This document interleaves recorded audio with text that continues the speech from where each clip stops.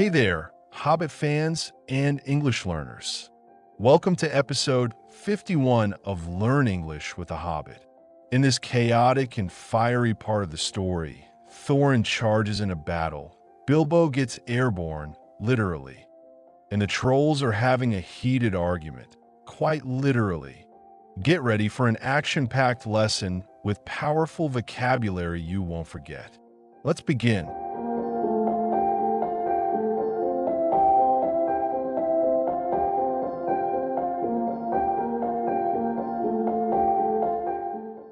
"That'll teach him," said Tom. For Bifer and Bomber had given a lot of trouble and fought like mad, as dwarves will when cornered. Thorin came last, and he was not caught unawares. He came expecting mischief and didn't need to see his friend's legs sticking out of sacks to tell him that things were not all well. He stood outside in the shadows some way off and said, "What's all this trouble?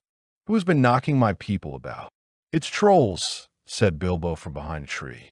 They had forgotten all about him. "They're hiding in the bushes with sacks," said he.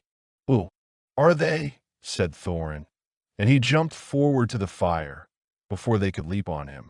He caught up a big branch all on fire at one end, and Bert got that end in his eye before he could step aside. That put him out of the battle for a bit. Bilbo did his best. He caught hold of Tom's leg, as well as he could.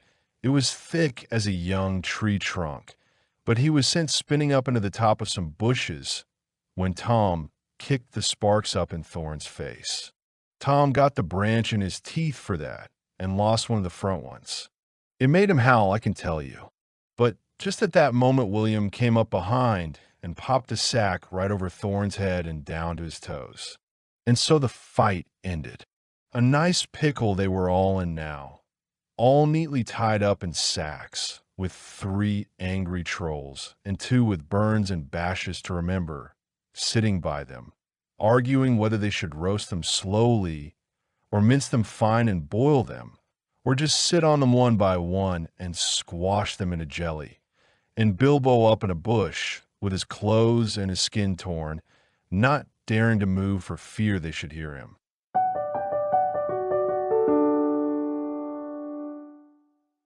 Wow, things really got wild. Trolls kicking, branches flying, and our brave dwarves tied up like sausages. But before we explain all the amazing expressions in this scene, make sure to hit that like button and subscribe if you haven't already. Every click helps us bring you more fantasy-fueled English learning. Now, let's dive into the vocabulary. That'll teach him. Used to say someone got punished for their behavior. When Tom says that'll teach, he means the dwarves got what they deserved. It's often said after someone gets hurt as a kind of see what happens. Fought like mad. Fought wildly and furiously. When someone fights like mad, they're using all their strength in total chaos, like Bomber and Bifer defending themselves like wild animals. Cornered. Trapped with no way to escape. Dwarves fight like mad when they're cornered because they have no choice but to fight back fiercely, like wildcats. Unawares. Without warning or preparation. If you're caught unawares, it means you didn't see it coming. But Thorin wasn't fooled. He came ready. Mischief. Playful trouble or sneaky behavior. Mischief means causing trouble, often in a sneaky or playful way. Thorin expected mischief, and he got a battle instead. Sticking out. Extending or showing from something. Thorin didn't need to see much, just legs sticking out of sacks to know something was wrong. A clear sign. Some way off. A short distance away. Some way off means not too far, but not right next to something either. Thorin stayed in the shadows, just observing. Knocking. Hitting or pushing someone around roughly. Who's been knocking my people about? means who's been beating up my team. It's a casual but angry way of saying someone got hurt. Bushes, small leafy plants or shrubs. The trolls were hiding in the bushes, thick plants perfect for sneaking and ambushing dwarves with sacks. Leap on him. Jump suddenly onto someone. To leap on someone is to pounce or attack them quickly. Thorin was too fast. They couldn't leap on him. Caught up. Grabbed and lifted something quickly. Thorin caught up a burning branch. He grabbed it fast and used it as a fiery weapon. Dramatic and effective. Branch. A limb of a tree. A branch might seem harmless, but in Thorin's hands, it's a flaming sword. Troll fighting level. Expert. Tree trunk. The thick main stem of a tree. Bilbo tries to grab Tom's leg, but it's as thick as a tree trunk. That means it's huge and hard to hold on to. Spinning up. Twirling or being thrown into the air. Tom kicks Bilbo and sends him spinning up into a bush.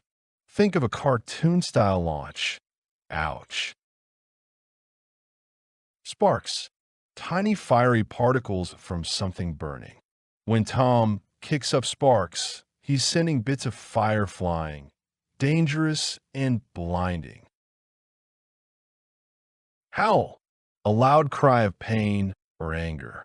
When Tom loses a tooth, he howls. Not a soft whimper, a full troll-style scream. Pickle. A tricky or difficult situation. Being tied up in sacks with trolls deciding how to cook you. That's what we call a real pickle. Totally stuck. Neatly. Done in an orderly or tidy way. The dwarves were neatly tied up, wrapped tight and clean, like troll-prepared takeout. Burns. Injuries caused by fire or heat. 2 trolls had burns from the fire. It's when skin is damaged by heat, and it hurts. Bashes. Hard hits or blows. Bashes are big, painful hits like from branches or fists. Troll fights leave marks. Roast. To cook with dry heat, usually in an oven or over fire.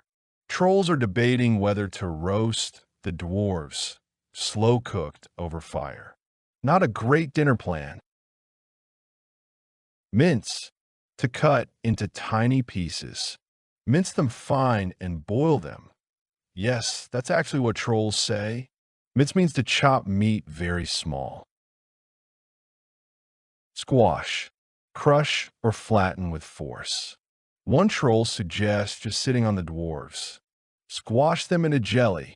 Gross but creative. Jelly. A soft, wobbly substance. Here, jelly means what's left if someone gets totally flattened. No bones, just mush. Yikes. Torn. Ripped or damaged by force. Bilbo's clothes and skin were torn from the fight and the fall. Tore means ripped or scratched badly.